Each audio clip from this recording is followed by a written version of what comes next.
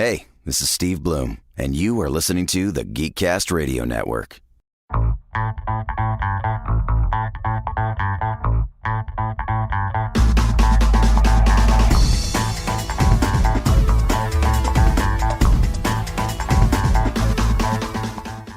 Hello and welcome to another episode of the Cinema Geeks. I am one of your Cinema Geeks, Optimus Solo, and joining me today is, ladies first, Hardcane D-Mandy.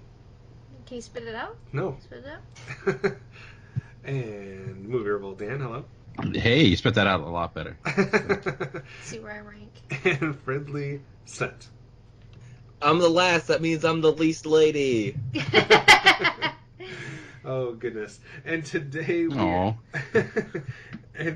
are back at it again, revisiting our ongoing journey to the top film of all time as we make our way through our 100 top films. And we've already given you multiple episodes as we do this 10 at a time. And today we find ourselves in the world of 71 through 70. Can I do math? 70 through 61? 70 through 61, yeah, there That's we go. how numbers work. 70 through 61. Before we get started with our actual picks for this chunk of the countdown, Matt, what do we have to look forward to with your picks today? Well, it's going to start off really classic and get very unclassic and probably have at least one controversial, maybe? Nice. A little of everything. Dan, if you're looking at the picks that you've revealed so far in the first 30 movies that we've revealed, are there any that you would think people might be surprised that they're not higher on the list or that they've already been mentioned? The ones that I've already mentioned? Yeah. I think so. Like, some that come to mind, like Casablanca, I know is like the top there for like a lot higher for a lot of people, and I'm sure I've had a few that people are like, why is that even on your list? So, I think so. I think, and there'll be one today that I think would rank in a lot of people's top 5, top 1, top 3. That is going to be, in my top, not break my top 60. So, yeah, we'll see. That's kind of the reason I asked it, because I'm looking at the films that I'm about to talk about today, and I think there are a few that I'm going to talk about that people are going to be a little bit surprised that they're not higher on the list. I don't know if I've had any so far that I would put up there. Maybe Unforgiven that some people would rate a little bit higher, and I've already talked about it, but I think there's definitely a couple that might come up today that people would expect to be closer to the top 10 range. Amanda, any theme for your picks today? Any year themes or genres or anything that you think highlights your chunk today? I'm really not sure how you guys are going to take some of my picks from this section, but it's definitely a chunk of movies that the love for them were instilled when I was younger, but not too much younger. So this is kind of like on the brink of coming of age here, I would say. Okay. Sounds good. Well, Matt, why don't you kick us off today and give us your first pick? All right, so going with things that, like I said, are classic and Dan said might deserve to be way lower in some people's list, I'm going to go Gone with the Wind. Interesting. Your Christmas movie, huh? Yeah, I don't watch Merry Christmas movies, but every Christmas, Amy and I get together with some of her friends from high school, and we watch Gone with the Wind, and it's pretty amazing, and that, I don't know, it's a great movie. It's a slog in that it's 4 hours long. It's 2 DVDs, I think. I could be wrong about that, but it feels like it takes forever, but it's great. I've got a lot of good memories. There's a lot of just amazing moments. If you haven't seen it, you should see it at least once in your life. I'm still having to do that because I have not achieved that goal yet. I saw it for the first time in my life this year, so there you go. So I think a lot it was of on people, my list of shame. Yeah, and I think a lot of people would expect this to come up in a top 100 discussion. It's definitely got a lot of acclaim, but I can't speak to it since I have not seen it yet. Amanda, you've seen it, right? Yeah, I've seen it. It was one of my mom's favorites. Definitely something that it was hard for me to sit through when I was younger, but super iconic, and it was just gorgeous cinematography for the time too, just great epic shots and gazes and memorable lines, and there were, I would say it's a pretty heavy movie too. It's not like a fancy free carefree love movie either. It's in the middle of a war. There's wartime. There's all kinds of strife that happens too. So it's a deep movie. Dan, you said you saw it for the first time this year. What was your take? Do you think it was something that was list of shame worthy? I think it's list of shame worthy in the sense, in large part, due to just like its iconic nature and even on just a technical standpoint, it's impressive. I think for me, like it doesn't hold up as well as some of my favorite classic films, but as just a piece of Hollywood classic cinema, right. And if you're a fan of movies, I do think it's one that you do need to watch just to see its place in history. So yeah, all right, Amanda, are you starting as far back as Matt did?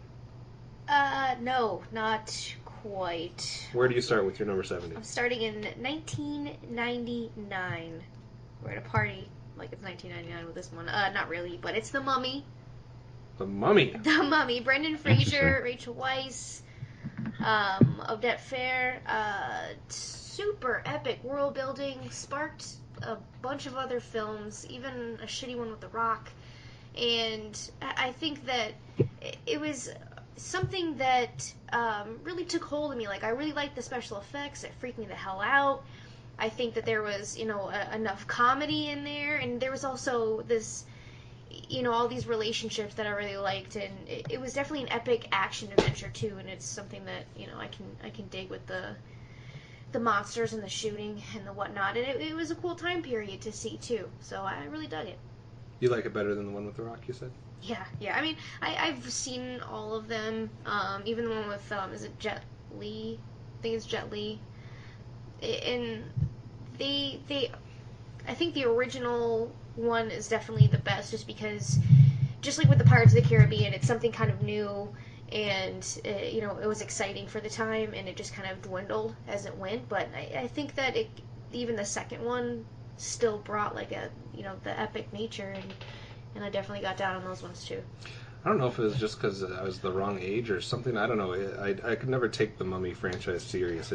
I always felt like it was trying to be something that it didn't ever quite achieve. But I don't know. I think they're fun to watch, I guess, but I've never taken them like serious as movies. But I just really liked it, and I think that's another theme in my section that we're going to cover today is all these movies are movies that I've watched a ton of times, like over and over again. I don't have any one-time watches or anything like that. Mm-hmm. Matt, are you a fan of The Mummy? I remember enjoying it as a kid, but I can't say that I've watched it in over a decade, so I can't really speak to it. Right. I actually, her talking about it makes me want to rewatch it, especially in the wake of having seen Tomb Raider, to see how it stacks up against that. Yeah, that might be a good comparison. All right, for my number 70, I'm going to start with only 1 year behind you, Amanda. I'm going to go to 1998. I think this one, some people would question me putting it in the top 100, but I just really like kind of how it symbolizes a time period in American history, and kind of that whole movement into the suburban life where where suburbs were starting to be a thing. And I'm going with Pleasantville from 1998. I did not like this as much on a first watch, but I had to watch this later on. I was substitute teaching for somebody, and of course the thing to do when someone's a substitute teacher is just throw movies on. And they were watching this, but it actually fit with what they were talking about in the history class, and I kind of started paying attention to it a lot more because I had to see it like 7 times that day.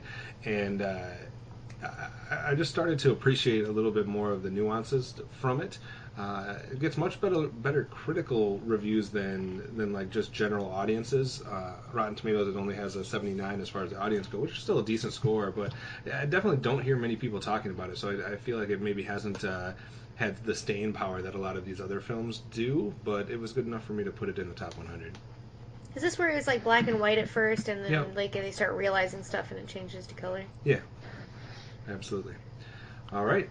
So Pleasantville for me. Dan, what do you have at number 70? I'm around the same time period as you guys, going to the year 2001. Going to a director I know, I'm pretty sure, Kevin, you're a big fan of, with Ridley Scott. I'm going with a war film. I've had a few on my list so far, and I have another one here, and going with Black Hawk Down for my number Nice. 70, which is a movie I feel like I have a weird relationship with, where it's like, yeah, I really like that movie. I'm like, oh, that wasn't very good, and then we watch it, and I'm like, oh wow, this is a really great movie. Why did I think that? And like I rewatched it recently, I think last year sometime, and it's such a highly tense film throughout. Some great set pieces, and just I think what's arguably one of Ridley Scott's best made movies.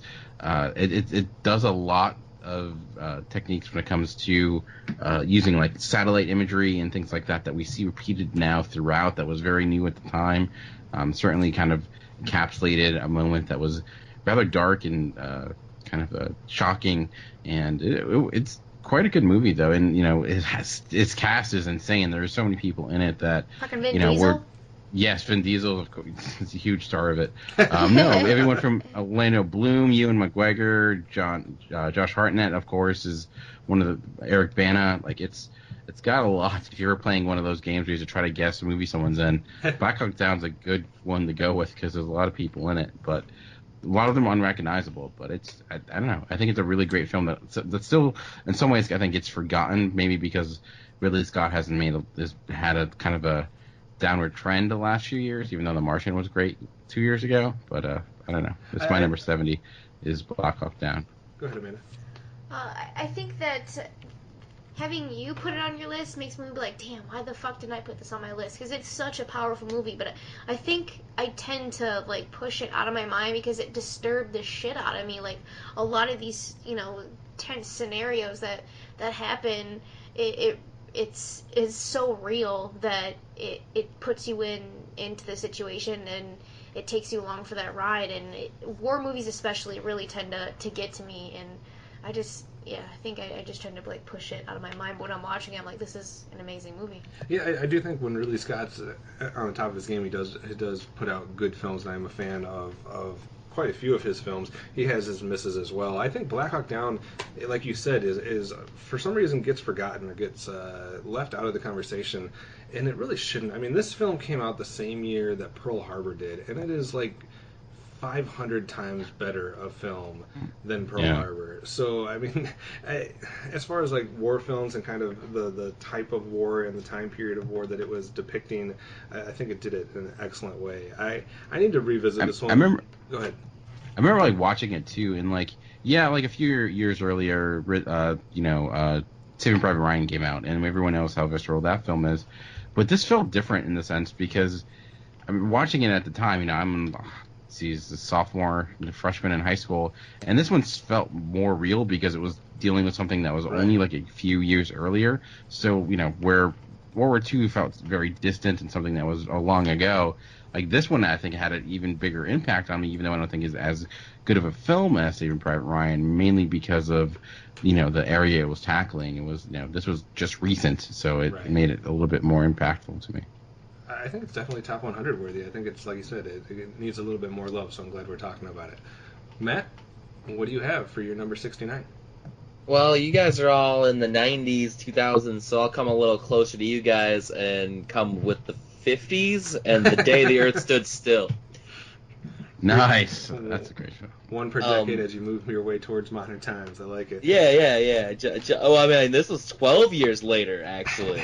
So what do you like about this film that makes it this high up on your top 100? I'm terrible at this list. Like it's very memorable to me. I've seen both the original and the remake. The remake kind of misses the point. The remake could have been so much better if they had just called it a sequel and changed just a few minor tweaks. It would have been like perfect.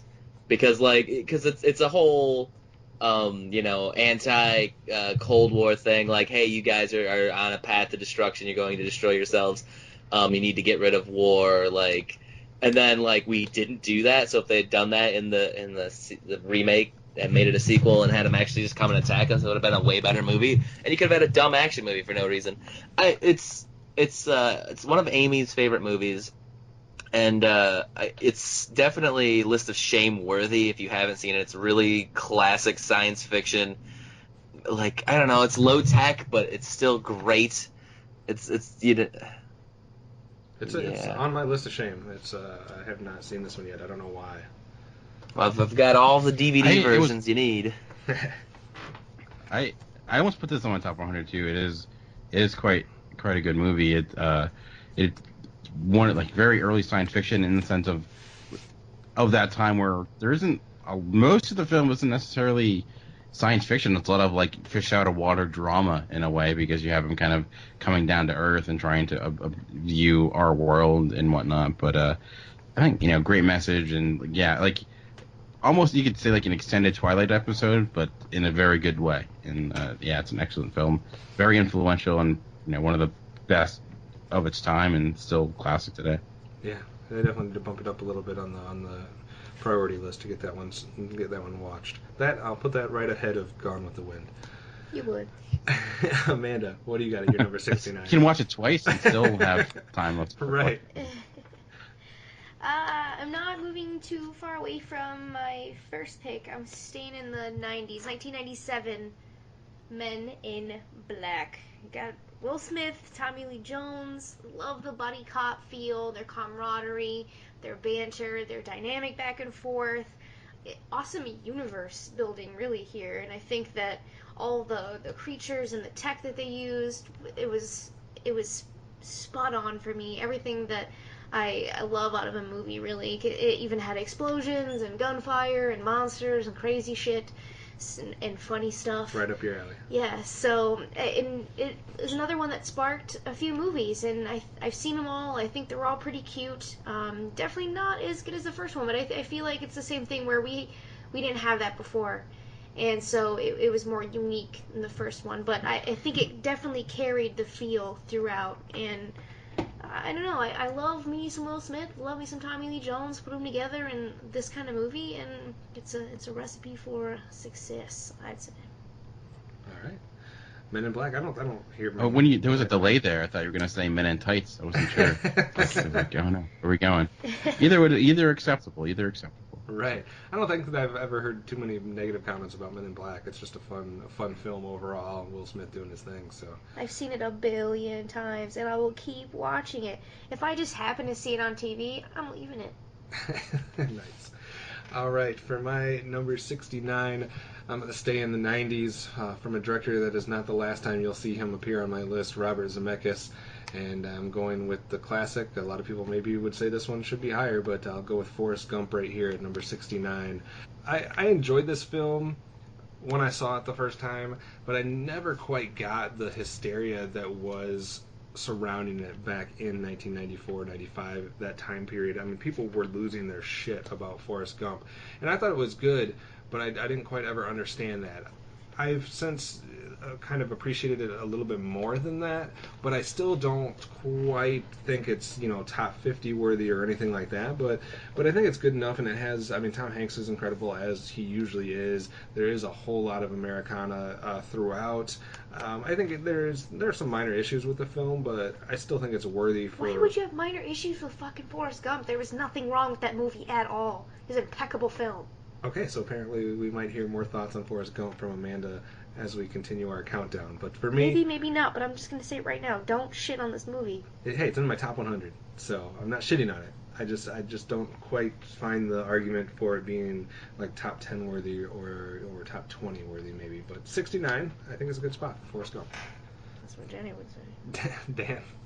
All right, next on my list. You said, I think mine actually might even arguably get more complaints that it's not higher, and it's in a way like I feel like when I talked about this movie I have to explain why it's not higher, not where it is. And for 69 I have The Godfather. Oh wow. Yeah, I know, it's like, why isn't it higher? And I think the reason why it's not higher for me is that it's one of the best movies ever made, sure, without a doubt. Like that's certainly in the question, but this is not what this list is. And I guess for me, The Godfather, while I've always enjoyed it, it just never hit like it. I've never had that personal experience I've had with other films that I'm putting higher than it, that are in a relatively the same genre and maybe much higher. I've always enjoyed it, but I've almost from afar in a way, where it's like going to a museum, observing it, and I just never got engulfed in it. And maybe it's because I never saw it in the right setting. Obviously, I love it. I appreciated it. It's great. It's in my top 100 favorite films.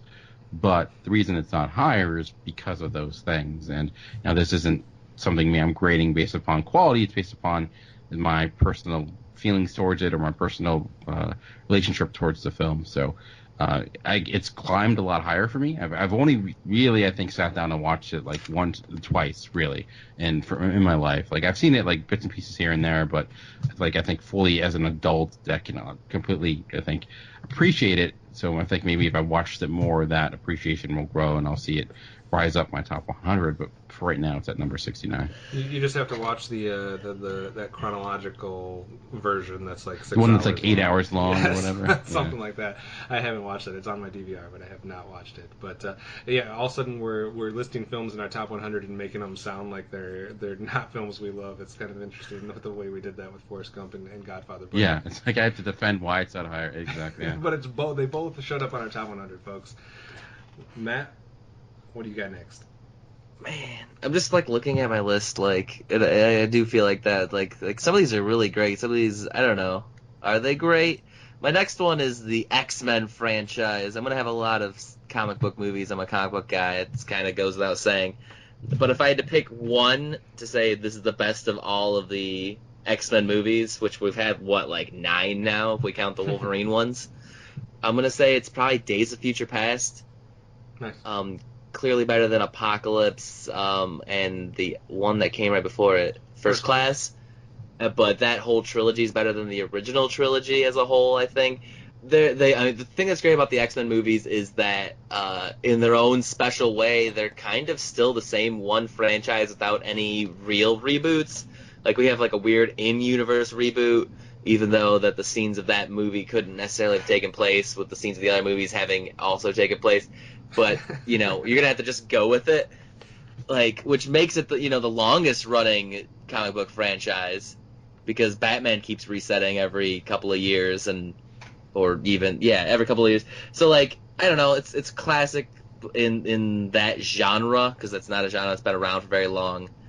There's a lot of clunkers, like, no doubt, but there's a lot of good stuff too, and I'm for them still doing more. And the actors that they got over the course of those, 8, 9 movies are just ridiculously top notch. Dan, you usually put, I know, if I remember, you usually put First Class a little bit ahead of Days of Future Past. Do you agree though that second trilogy is better than the first one? I think so. I think overall with Days of Future Past and First Class, I would say it's stronger. I would how we would rank those in X2, because I think I'd put both of those over X2. I appreciate the first X-Men movie. Kind of, it's almost unfair to compare to everything else, because it was like the first one to really do anything like that. So it had such a small budget, and I think it's actually better than people give it credit for. It's very economical in what it's able to accomplish, especially if you look at other team movies and stuff like that, how it's able to introduce all these characters and kind of make this world work in such a small film. But like Matt mentioned, there are a lot of clunkers, X-Men 3, the Wolverine movies, and the continuity stuff, and doesn't make sense. But I will say that I will have more on my favorite X-Men movie coming up in later countdown. So. All right. Sounds good. Amanda, any love for the X-Men, and where are you going for your next pick? I will also hold off a minute or two for the X-Men. Consensus on the X-Men. All right. What do you got as your next film, though? 68. I've got a comic book film as well from 2005. Constantine. Keanu, of course. Rachel Weisz. It's the second movie already with Rachel Weisz, and I'm not really sure. Jimon Hounsou, Tilda Swinton in one of my favorite roles of hers. And this is another one that I've seen a billion freaking times. I'm so sad that there aren't more movies with Keanu as John Constantine. I think the world building here, this is another one where it just blew me the fuck away. Like, visuals, all the action, the relationships that were built up and broken down here, just even the soundtrack was amazing. So just definitely one of my all-time favorite comic book movies. All right. I think I've seen this once, but I don't remember much about it. Every time I try to get you to watch it and start watching, you're like, yeah, I've seen this, I remember all this. Yeah. Sorry. I need to pay attention better when I'm watching Constantine, apparently. All right. Have you guys seen Constantine? Where do you think about that one? I do like it. It's I know some people hate it because it's like nothing like the comic, but I do actually remember seeing that multiple times in theaters for whatever reason. But I enjoy it. It's and Shia LaBeouf's in there, so there you go. Oh man, Shia LaBeouf. Which is maybe why they never made a sequel. No, they can make a sequel. Well, they're gonna bring Constantine back in the Justice League Dark movie that they're proposing, right? But is it gonna be the guy from the TV show they just popped off? Who knows, No, man? I think that. Who knows? Yeah, I think that got scrapped anyways. But now they're making a cartoon, so. Yeah. Who knows? It's also like the DC cinematic universe. Like, how has it not all been scrapped after the last couple? Pretty true. For my number 68, I'm going to go into the 2000 decade. I've talked about this multiple times on the show, so I'm not really going to say too much about it. It is also from a director that is going to make another appearance later on in my countdown, and that's Mel Gibson. And it's also possibly with the worst critical response out of any film outside of my number 100, which was Swing Kids, which I think had like a 30-something on Rotten Tomatoes. This one only has a 49. But I will be going with Passion of the Christ from 2004 as my number 68. I've talked about it before, so I will save my breath on that one. I think people either love this movie or hate this movie. I don't think there's a lot of in between. So, but for me, it's good enough to be in the top 100. Dan, what do you got next? On my number 68, I'm going to go with a relatively recent film, another one from 2012, and it's from Ang Lee, and it's Life of Pi. I was really impressed with this movie when I first saw it for a lot of different reasons. Visually, I think it's one of the best films of the last 10, 15, 20 years in what it's able to do. There's just so much. It's like a visual feast for the eyes. It's amazing to look at for so many different reasons. Even how it uses 3D. I'm not a huge 3D fan, but I think there was a lot of inventive uses of it and actually did make the movie better. How it used the aspect ratio and what's in the foreground and there's a scene when the boat's sinking and you see him under the water, and that really was hammered home using a 3D effect. I think it's like one of the best films to ever tackle some really hefty material like religion and do it in a smart way. And I feel like it has the best metaphor for it ever. And I know it was coming from this book people thought was unfilmable. And then special effects wise, it's just phenomenal. And the fact that the actor in it, it's the first time he's ever done any professional acting, is amazing. The guy is legitimately by himself for the vast majority of the movie. So the movie I think I love and appreciate on so many different levels. So that's why it's my number 68. I think that's the best description of that movie when you say something about, all the different levels that you can appreciate that one. I love when a film can do multiple things so well at the same time that have really little to do with each other. Like, it's completely separate things, but they're doing both of them so well. And for this one, you have like all the different metaphors and meanings and the way it's tackling religion, but then you have this just visual masterpiece where it was just absolutely remarkable to watch and just kind of jaw-dropping visuals that you hadn't seen before, and trying to watch that back like on the second or third or fourth viewing and figure out what's real and what's CG is just insanity. I feel like it was a little even ahead of its time. I know it's 2012, right? Yeah, but it still felt like something that shouldn't have been possible at that point. So, yeah, I love Life of Pi. It was easily one of the best films of this time period. So I'm in complete agreement with you on that one. All right, Matt, what do you have coming in at number 67? All right, this one's already come up, so I don't need to say much. But my next one is Kiss Kiss Bang Bang via Amanda. Watched it with Kevin and Nate. It's great. Like, it's hilarious. It's fun. It's kind of what I usually want out of a movie, which is just to sit down and enjoy myself and not have to be too stressed or anything. It's another one of those that doesn't have ever anything hardly bad said about it. I don't think I've ever heard somebody poop on Kiss Kiss Bang Bang. So better not be pooping on Kiss Kiss Bang Bang. Which is probably why it's on multiple people's lists here, involved in this little trek through our top 100. Which is why we're all still friends. So if Matt would not have liked Kiss Kiss Bang Bang, he wouldn't have put it on his list and we wouldn't be having this conversation. So we would also still be friends. Doing some X-Men. All right. I felt like we were going back to that X-Men discussion and traveling through time and doing different scenarios. All right, Amanda. We've all talked about how we like Kiss Kiss Bang Bang, so I guess we don't need to go too much further into that, but what do you have yourself at number 67? 67. I'm taking it into 1996. Helen Hunt, Bill Paxton, Twister. Twister? Yeah, this movie scared the shit out of me when I was younger. We had a lot of tornadoes, and this was a very real movie for me. Like, I'm in the Midwest, cow country, definitely ready for any of these situations to happen. And the stakes were real, man, and the tension was high, and I also think there was a great feel of, like, camaraderie, but even, like, the special effects in this movie were really, really awesome, and it's just something that stuck with me all the time. Like, I can see probably any scene in this movie and be able to pick it up and know it. I like Twister. I haven't seen it very often. I think I've only maybe seen it twice at the most, but I remember enjoying it both times, so I think it's a classic 90s good film. It was the first DVD ever created too, so it's got that going for it. Yes, so. sir. Really? That's amazing. Nice. Fact. I did not know that. All right, for my number 67, I think this might be a little bit more polarizing. Maybe a lot of people wouldn't put this on their top 100, but it's from 2006 from Mark Forster, and that is Stranger Than Fiction. I like this movie probably more than I should, and I've liked it ever since the very first time I watched it. I wasn't sure what I was getting myself into. I didn't know anything about it. I just, saw that Will Ferrell was in it, and it sounded interesting, and I was blown away by that. I love the commentary that it's making, social commentary.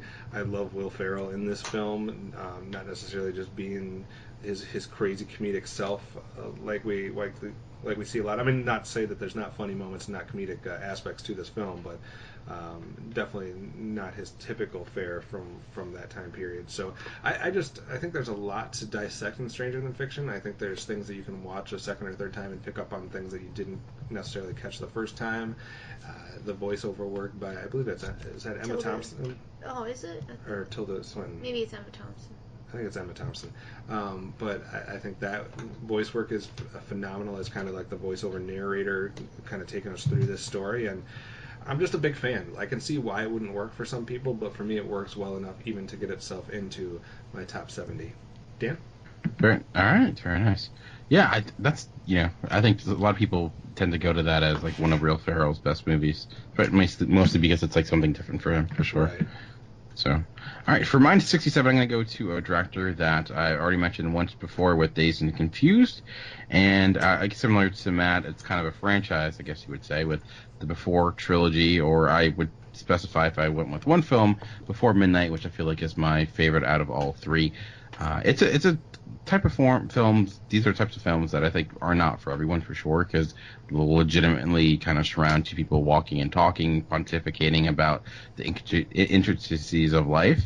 So, which it may not work, but I don't know. There's such an authenticity to these people, and you can definitely tell that so much of Linklater's life, as well as Ethan Hawke and Julie Delpy's life, is kind of intertwined into these characters, and you get to see them grow in, these different time chunks, 9 years apart or so, and see them kind of change from these, adolescent kids to, people in their mid-30s to people that are, in their 40s still trying to figure out life. And I think Before Midnight to me is my favorite because it feels the most the dynamic and what it's able to accomplish. The other two, they're great, but I feel like Midnight has more to it. There's a more bite to it. It's not nearly as, I would say, as positive in a way, but I always really enjoyed these movies. There's just something special about them that I've always liked about Linklater. They're simple but brilliant, and they're, slice of life. They aren't trying to do too much. They're just kind of like, here these people are, watch them. That's pretty much it. So. Yeah, it's definitely a series I need to get to because it gets brought up so much in the podcast community, and it's always with a lot of love. A lot of people tout it as one of the best trilogies of all time, and I just need to get this set on the queue and watch it finally. I don't know what the reason I put it off so far is. Yeah, I will definitely say Before Midnight. I mean, it feels very 90s, like from everything, but it's very much of its time. Awesome. It's giving that warning. So I think I've said this a bunch, and I was trying to avoid saying it because I don't want to be too repetitive. But I think this is the last stretch of movies where it's like most of these I've seen once or twice, and I really enjoy them. I really have fond memories, but I maybe can't speak on them very well. And this next one probably doesn't deserve to be nearly as high as it is, but I enjoyed it, and I love the stories of behind the scenes, which really helps a movie. Like if I hear a documentary, I hear interviews with the cast or the director, that always bumps a movie up in my list, and that's Cop Out.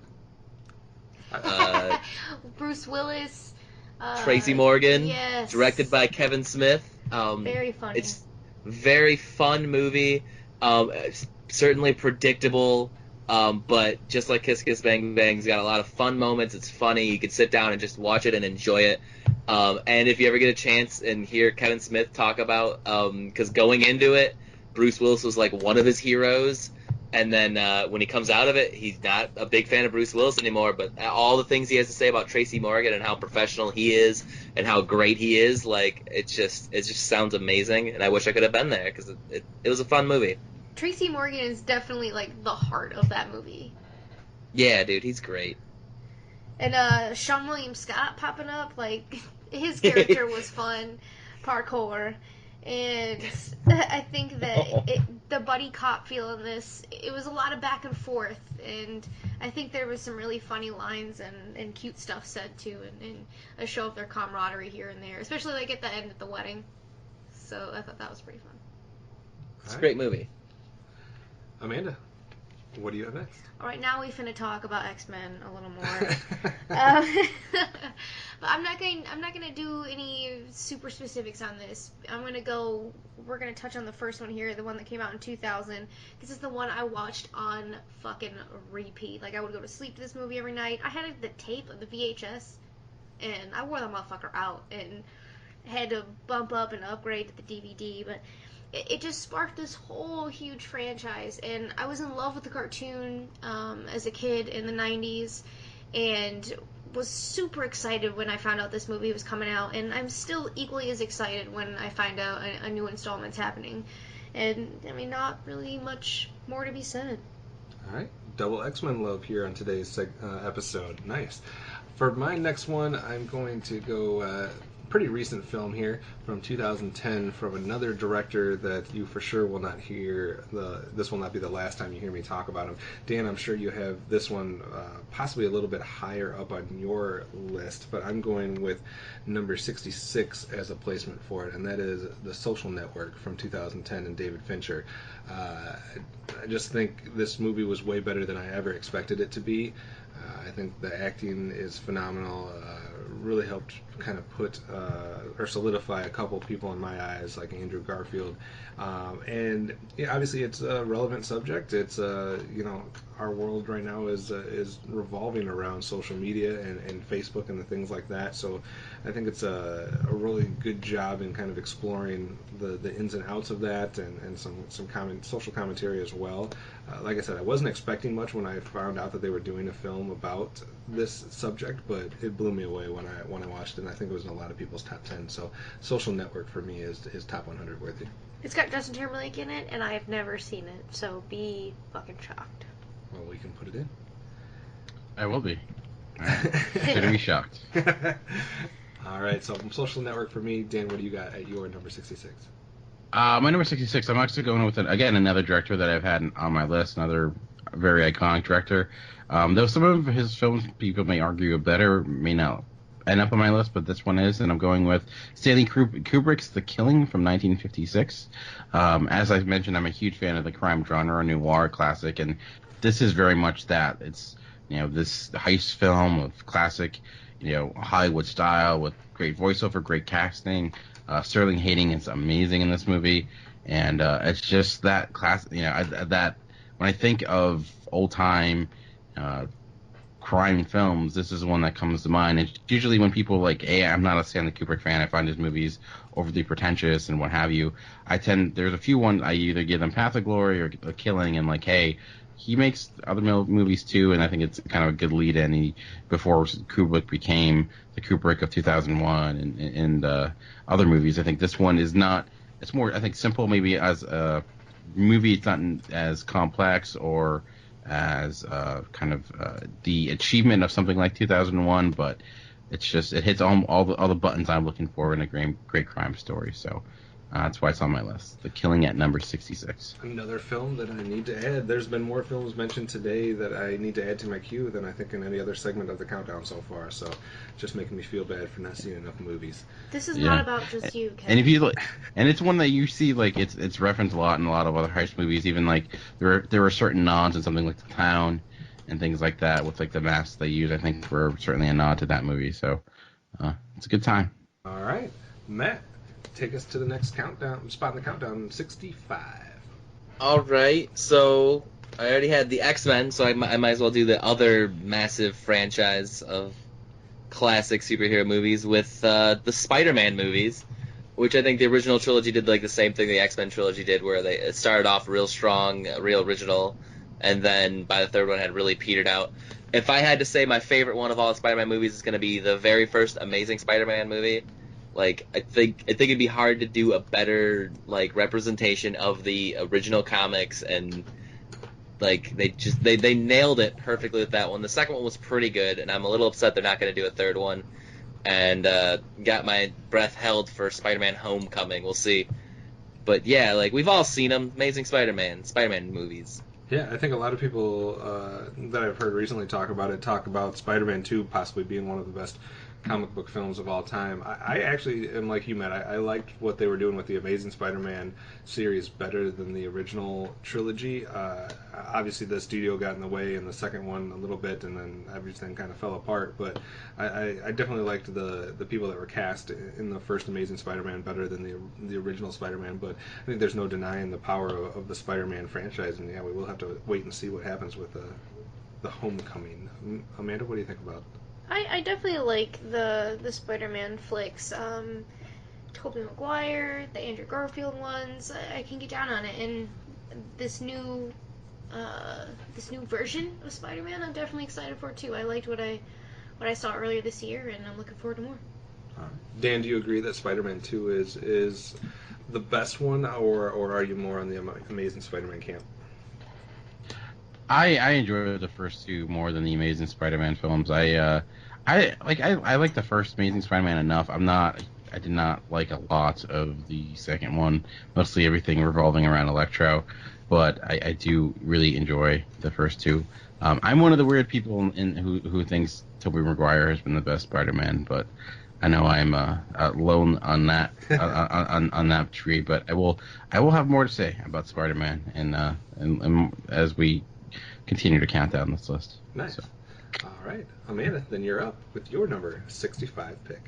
Amazingly, this is the first time that my favorite director, I think, is showing up on my list. Tim Burton? We'll see. No, not Tim Burton. Excuse me, sir. Guillermo del Toro. Oh, yeah. All right, this is a 2004 Hellboy. Ron fucking Perlman. I think this is some really great comic book, graphic novel looking action. This is another one, I feel like I'm a broken record with this, but this is another one in this chunk that has really great world building, and the visuals are just stunning, which is what I come to expect from Del Toro. And I love his work with color, and I love the boldness of the look, and I think all the monsters and the creatures are so amazing. And it definitely has like some really cool, relationships and stuff going on too. And I love the bad guys in these films too. They're super awesome bad guys. Who knew that today was going to be the segment of the countdown with the most comic book films showing up? So, 2 X-Men mentions, Spider-Man, Hellboy. Interesting. All right. Constantine.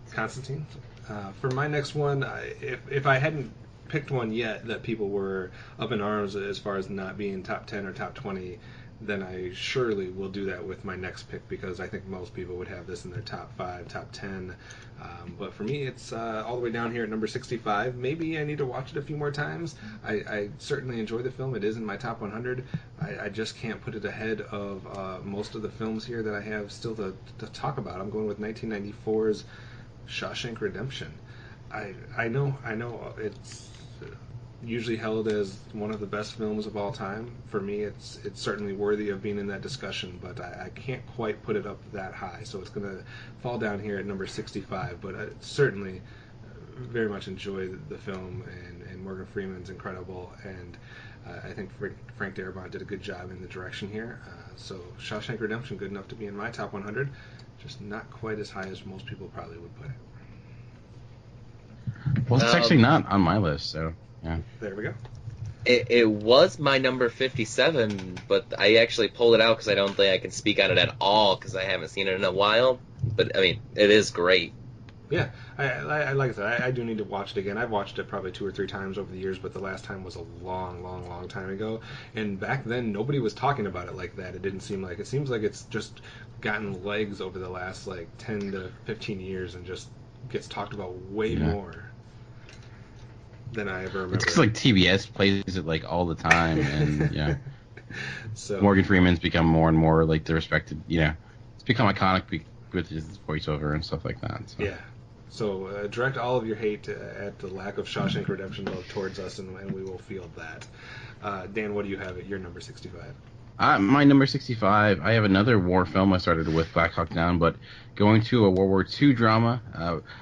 Probably the greatest submarine movie ever made. Not that there's a huge list of submarine films. There's like this and like, Death and Periscope and a few others. But Das Boot, I'm going, is my number 65 by Wolfgang Peterson. Again, another epic that there's a lot of different versions of this. You have like the theatrical version. There's like a miniseries version, but it's a great film, great characters that are well developed, and again, a huge one of the best uses of sound design ever, because a lot of the time we were just spending it in this confined space with these guys, really where all the tension's built on just pings and noises, and it's just so well directed, and it holds up really well today. So again, it's my number, Das Boot, and if you haven't seen it, definitely go see it. It is subtitled, so I know that can kind of be a problem for some people, but I do love it. It's a great film. Yeah, I do want to watch that. I've only seen a couple of submarine films in my life. Like I said, there's not a ton of them, but I have enjoyed them. I think of U-571. Last year we had the Black Sea. So I would definitely be down for watching this one. I think it adds the atmosphere immediately adds this tension to the film, and I'd be interested to see what that classic film did with that. So another film for me to put on my list. Matt, 64. All right, 64.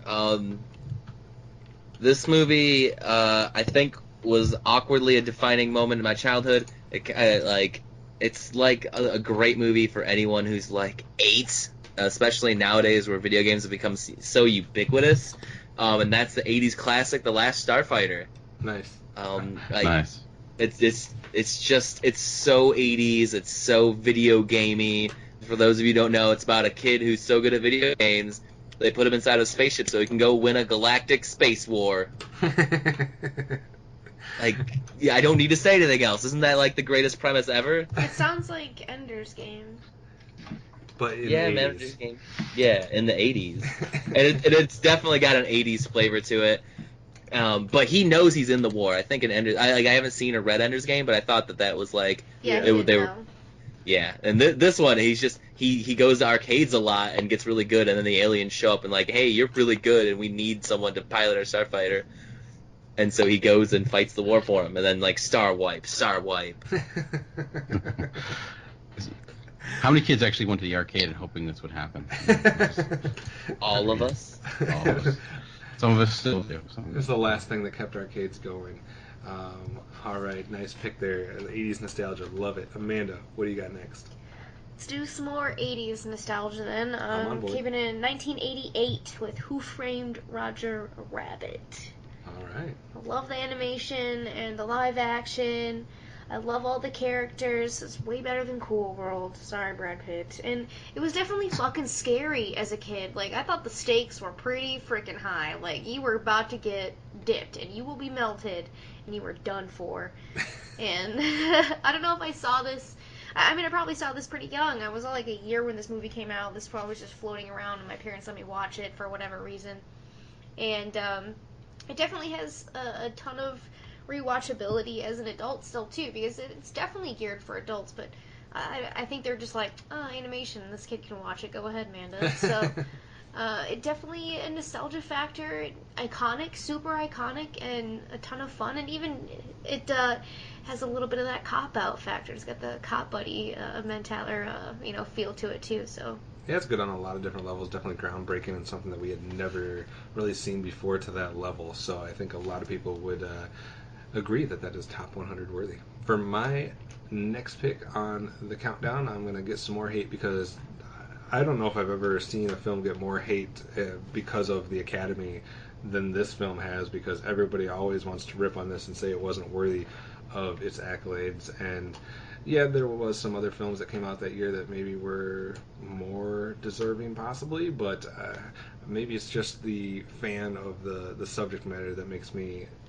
not necessarily disagree with some of the love that it got from 1998, and that is Shakespeare in Love. I know a lot of people don't say good things about this film, but I am a humongous Shakespeare fan, and I just thought it was clever what they did, and I... Hold up. Shakespeare fan, but you can't write me some poetry? Like, can't get some little romantic poetry things going on here? Oh, being called out. Look at that. All right, I think taking the he's task blushing or here, something. taking the test. All right, so, but I'm a huge fan of Shakespeare, and I like the way they kind of went around that subject matter and kind of what they did there. I think there's a lot to like from this film. I can't speak a whole lot to it because I have not seen it in recent times, but I just remember even at an age where I should not have liked this film, because I was in high school when this came out, and I shouldn't necessarily have liked this. I was into sports and trying to prove my manliness, I guess, probably in high school, and this is definitely far from that model as far as what you would go to. But I enjoyed it in high school. I enjoyed it seeing it again in college, and that was probably the last time I've seen it. So I need to revisit it, but I don't think it deserves the amount of hate that it gets just because of what films it maybe stopped from winning Best Picture, etc., etc. So Shakespeare in Love for me at number 64. Dan, what do you got next? For me, my next film is maybe my most personal in the sense. It's a different film. We're talking about a lot of these iconic movies, a little bit smaller of a movie from 2009. It's Big Fan, starring Patton Oswalt. It's a movie maybe not everyone's heard of. Basically, Patton Oswalt plays this kind of down on his luck 35-year-old guy who's a huge fan of the New York Giants. So it partially where my love of this movie comes from.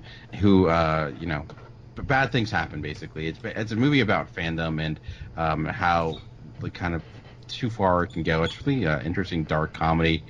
There's some really great bits of him calling into these different radio shows, and anyone who's ever listened to talk radio, especially sports talk radio, it does really ring true, and ends up kind of becoming this personality and coming this rivalry with a Philadelphia player who calls into the show as well, and he has some run-ins with the players, and it's the idea of him being a huge fan of this team, and he's giving so much but getting very little in return. So I think it's just a well done, and I'm a huge fan of Patton Oswalt. He's one of my favorite comedians. So a lot of things on a personal level why it's on this list. So it's a good film. I think it's a good movie to watch now with football out. It kind of it's a good examination of kind of the craziness that can be caused by sports teams and things like that. So. Yeah, I'm a big fan of Patton Oswalt, so I need to check this one out as well. You're just giving me a homework assignment today. That's your whole mission today, Dan.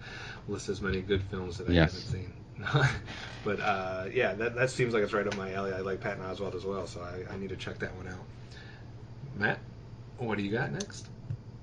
So for my number 63, probably I don't want to say it doesn't deserve to be on the list, but I watched it a couple of weeks before making the list. So I really enjoyed it. It's great. It's very recent. Probably too recent to make the list. I don't know. I didn't have any rules. It was just what movies I enjoyed. So my number 63, in the same vein as all these superhero movies I guess I have on here, is Deadpool. Nice. I think this, I say a lot of things Amazing Spider-Man is one of the closest things to the Spider-Man comics, and The Incredible Hulk is one of the closest to the Incredible Hulk comics. Deadpool might be the closest to its source material than all of those. Those are in their franchises, there's always one that's really close. Deadpool's almost perfect to the Deadpool comic books. There are a couple of things. The origins changed a little bit, I think, from what I remember. And then again, there's no 100% continuity in the comic books, but they so perfectly encapsulate the character, and they could have written that as a comic book tomorrow, and no one would complain. This isn't quite what it was like. It's so close and so good. I've got no complaints about it from a comic book movie or just a movie standpoint. It's just good, fun action comedy. Yeah, I was higher on this one than Amanda, but I had a lot of fun with Deadpool as well. I think it was better than I expected, and I think the marketing was genius behind this film. Yeah, I actually just rewatched it the other day. It's a fun time. So Yeah, definitely. I don't think you can watch that and not have fun with it, regardless of where you rank it in the different comic book or superhero films. Amanda's rolling her eyes at me. You didn't have fun with Deadpool? I think some of it was fun, but then I was really fucking bored through a lot of it too. I think you need to rewatch it. Bored? Yeah, I wasn't I think maybe she was sleepy or something. Maybe you need to It was rewatch like it. the afternoon when we went to go see Maybe this. you were taking a nap. I don't know. It was Valentine's Day. I was not taking a nap. We need to rewatch this. Anyway. What you should have done, Kevin, was given her a poem and then waited a day. Yeah. That's what it sounds like. You should have built it up with a fucking cool-ass Shakespeare poem, and then I was all, giddy and in love feeling, and then I would have just liked it, alright? It's your fault. It's your fault I didn't like it. Pick? I'm going to stay in the 80s, 1984. I love this pick. It's The Gremlins. Nice. One of the biggest fucking pop culture movies ever. If you don't know The Gremlins, I don't know what the fuck is wrong with you. I used to scare the crap out of my little brother with this movie. I didn't want him to go play in the basement where I used to hang out, so I'd tell him that gremlins lived down there, and he would avoid it.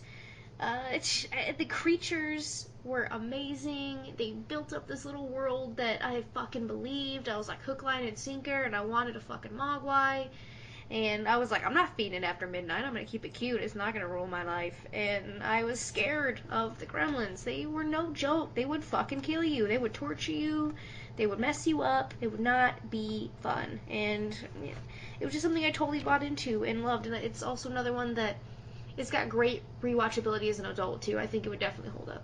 I love that we're talking about Gremlins. This was so close to making my list. I think kind of Goonies won that spot over from me, but I am a huge fan of Gremlins. Luckily, I haven't seen Goonies, so I had a fucking slot for it, the Gremlins. I'm a big fan of the Gremlins. It's a lot of fun. A lot of things done very well and clever in that film. So, 80s nostalgia. I'm all about it. Let's stay in the 80s and let's not go back to the 90s. Can I do that? We're not gonna stay there. Okay, all right. It was worth a shot. For my next pick, last pick was Shakespeare in Love. I said it may not deserve to be the best picture of 1998, and that there was other films in 1998 that were probably better than it.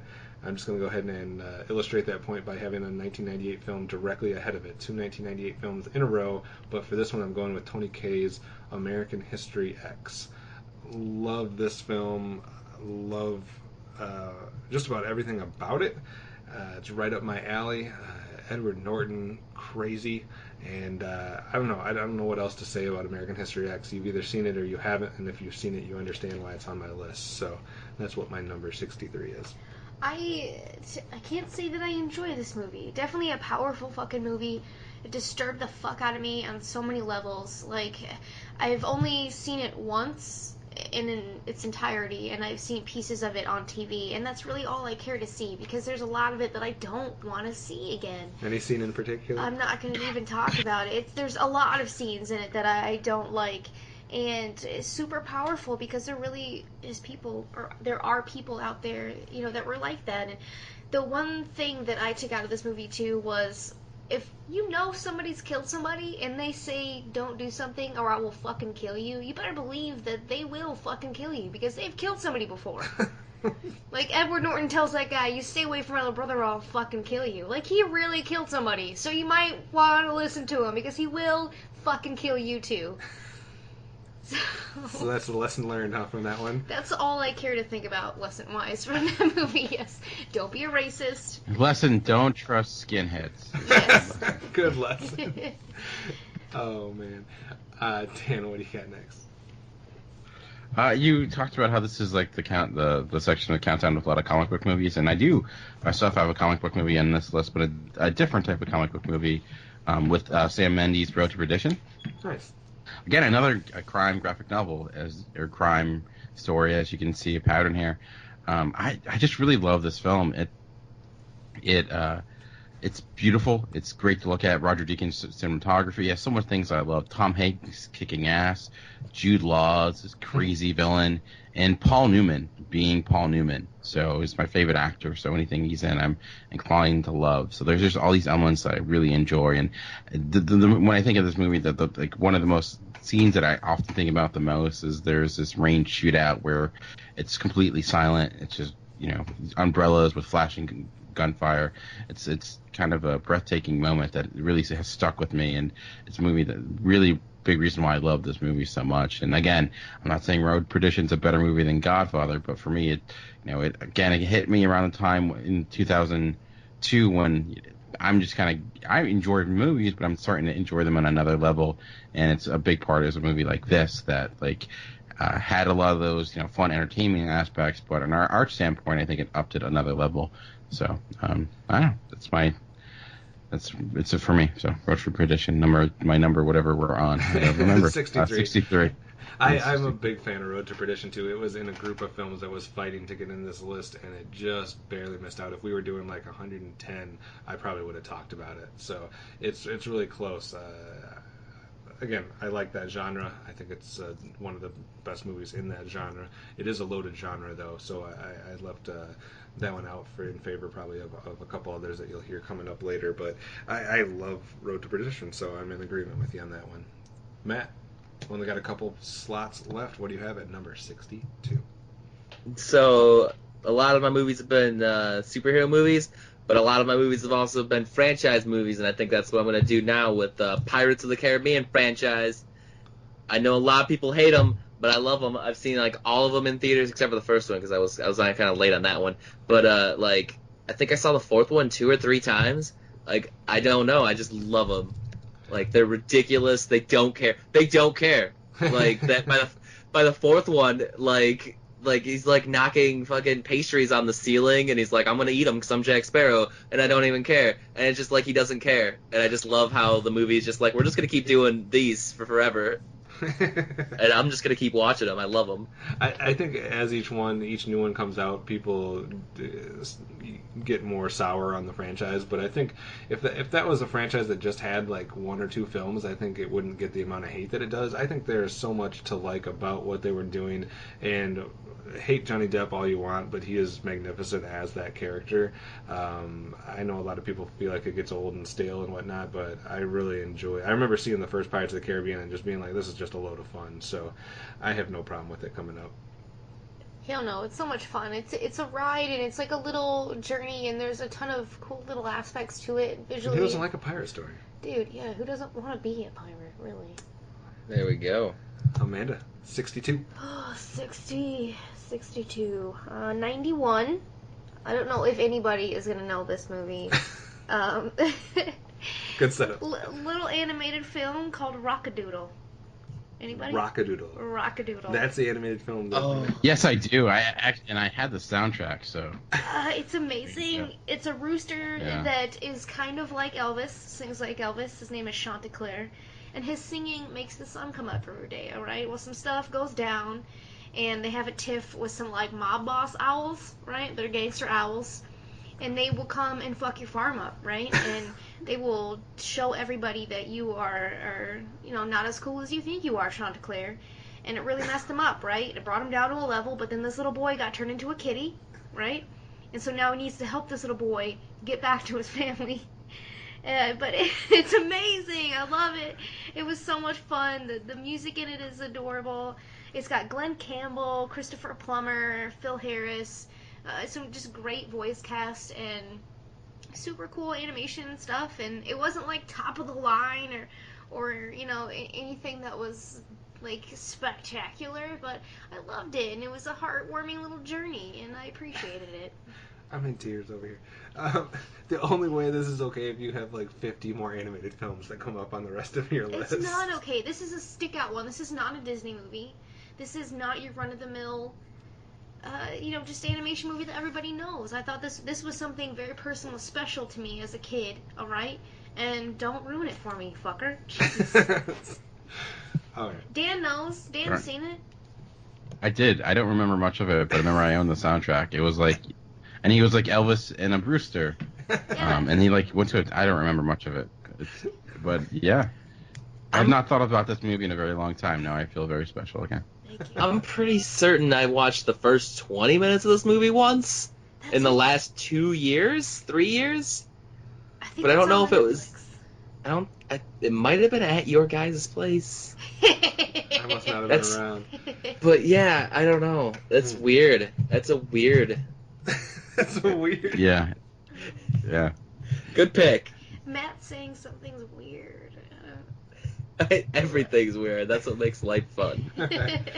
All right, so Rockadoodle, add it to your queue, guys that haven't watched it in the last 20 years. 1991? Mm-hmm. Okay, more than that.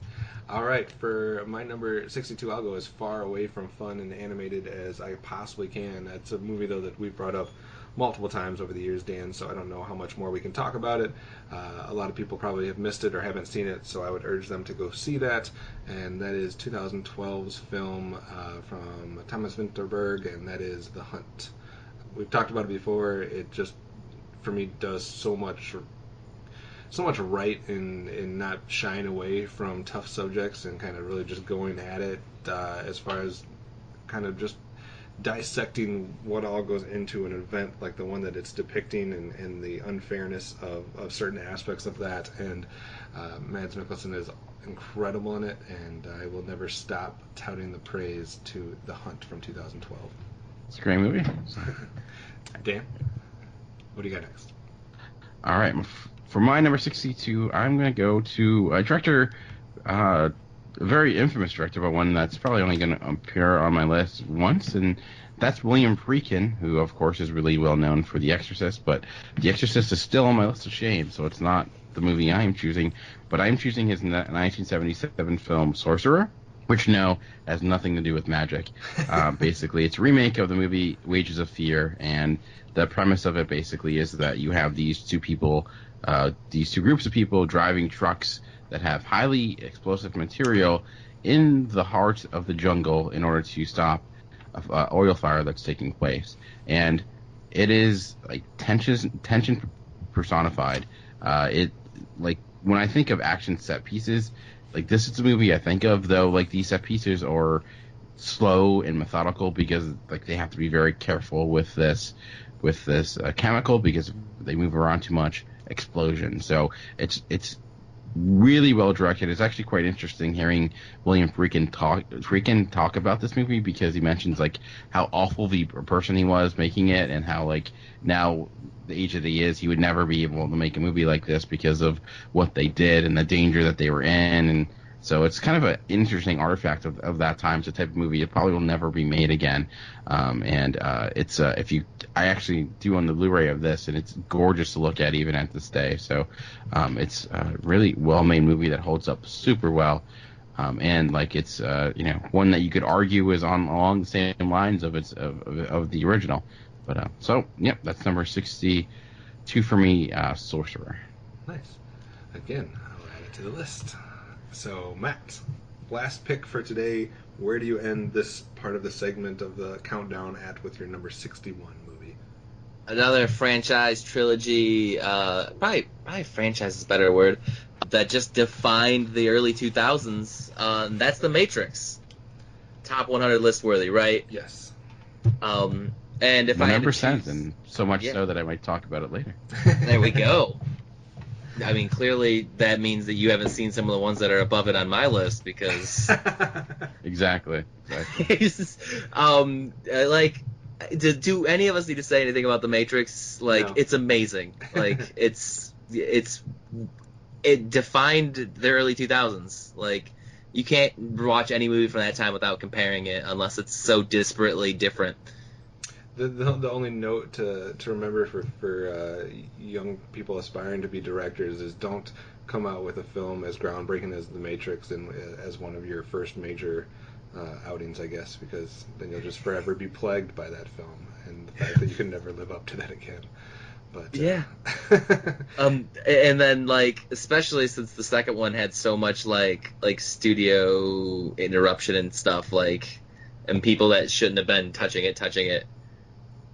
So that they're forever downward spiral. But anybody that was alive in 1999 that saw The Matrix and was capable of forming thoughts and stuff like that knows how groundbreaking and creative and just like something you'd never seen before it was. So I don't know if it has the same effect for people that are, younger that have been exposed to all the different things and seen stuff that kind of took off from that and then would watch The Matrix. I don't know if it has the same effect or not, but for anybody that kind of grew up like we did, that was something that you won't forget as far as cinematic experience.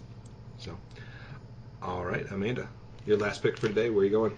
Actually, Rock-a-doodle to what? I just saw that Guillermo del Toro's already come up on my list, and it's the last time he's gonna come up on my list. That's a little Really? sad. Last time Yeah. for Gizmo for you. Alright, but my last pick for the day is a 1995 joint, Indian in the Cupboard. Y'all seen this? Yes. They had a real fucking Indian guy. His name was Lightfoot.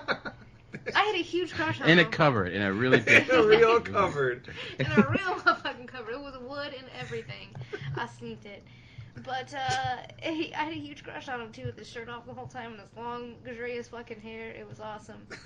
But it was a really, really heartfelt story when you get onto it, and it taught a bunch of cool lessons, like how, the value of life and also like the reality of death and consequences of your actions. And I think that it did a really good job of putting you into this. It's kind of an intense little journey, and it teaches you a lot along the way, and cry a little bit. But there's also a couple little funny parts too. But it definitely. It teaches kids, the consequences of their actions and kind of the gravity of things, and especially like how you value one life over the other, or how your choices affect other people. So. All right. I love the nostalgia pick here. Indian in the Cupboard. I do remember seeing this when it came out and enjoying it. I have not seen it since whatever year you said it came out. In 95. We had the cool VHS, but like the side of the VHS, like the plastic case, it looked like it had a little keyhole, and it came with a little key so you could pop open the... Was there a little Indian in it? You came with a little Indian, yeah.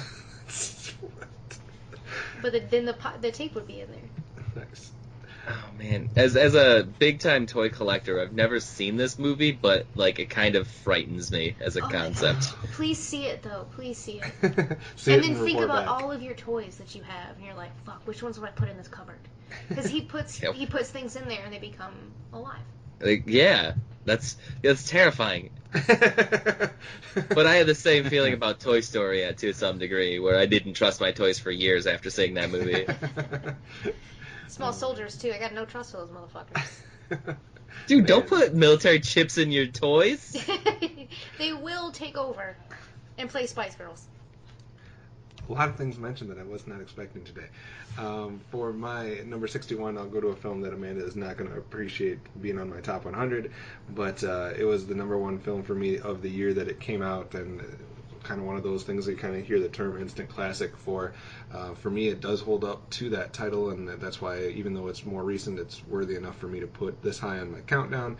Number 61 for me is my favorite film from 2014, and that would be Whiplash. I just enjoyed that film beyond compared. J.K. Simmons was phenomenal, and I think most people have heard people talk about it in the last couple of years. I don't care how much Amanda is making throw up sounds and she's acting like she's gagging over there, but I think Whiplash is an incredible film, and I'm sorry that it's not for you, Amanda, but it's awesome. God. All right, Dan, save me and change the subject. Okay, I will do that. For my number 61, weirdly, last time we did this, I ended on a documentary. I'm doing that again. That wasn't really planned, but it's how it works out. For my 61, I'm going to go with 1999 film, American Movie. Basically, it's a movie about this inspiring filmmaker who maybe has more inspiration than he does talent, and it's kind of awkwardly funny. And we've seen a lot of movies since this that have similar characters and styles, like something like Anvil, Story of Anvil. A lot of that was started with American Movie. It's both hilarious and inspiring, awkward, and hard to watch at times, but really enjoyable. But I know it's just interesting seeing someone have a huge amount of passion, and even if maybe what they're doing is questionable and the sacrifices they're willing to make, and it's a good time. It's a very solid documentary, very watchable. So it's my number 61, American Movie. All right, so that's it for today's countdown, our 70 through 61. Matt, real quickly, just remind people what you revealed on your countdown today. All right, so I started with Gone with the Wind, then The Day the Earth Stood Still, then the X-Men franchise, Kiss Kiss Bang Bang, Cop Out, the Spider-Man movies, The Last Starfighter, Deadpool, Pirates of the Caribbean, and I finished it off with The Matrix. Excellent, Amanda. What was your reveal today? I've got The Mummy, Men in Black, Constantine, Twister, X-Men, Hellboy, Who Framed Roger Rabbit, The Gremlins, Rockadoodle, and The Indian in the Cupboard. And for my section of the countdown today, we had Pleasantville, Forrest Gump, Passion of the Christ, Stranger Than Fiction, The Social Network, Shawshank Redemption, Shakespeare in Love. I didn't realize I had so many S films. American History X, The Hunt, and Whiplash. Dan, what about you? I had Black Hawk Down at number 70, then The Godfather, Life of Pi, Before Midnight at 67, The Killing, Das Boot, big fan at 64, Road to Perdition, Sorcerer, and I finished it off at 61 with American Movie. All right, so you guys will have to let us know what your thoughts are as we get a little bit further into the countdown. We only have one more on this side of 50 to go, and then it will be into the cream of the crop in the top 50. So let us know what your thoughts are so far. You agree? You disagree? Who's got the list that most kind of matches up with your own personal preferences? And let us know if you're enjoying this process or not. You can do all of that by going to the website geekcastradio.com and commenting on the episode post. While you're there, check out our other episodes and comment on those as well. Let us know what you think so far of the Miyazaki Spotlight and what you think about our journey through the world of video games, video game films to be specific. You can also interact with us on Twitter. The show Twitter handle is @CinemaGeekCast. My individual Twitter, if you want to contact me, is @OptimusSolo. Amanda, your Twitter is? Hard Candy Mandy, Eyes, No Eyes. Dan, yours is? At Movie Revolt. And Matt, yours is? At Fridley Set.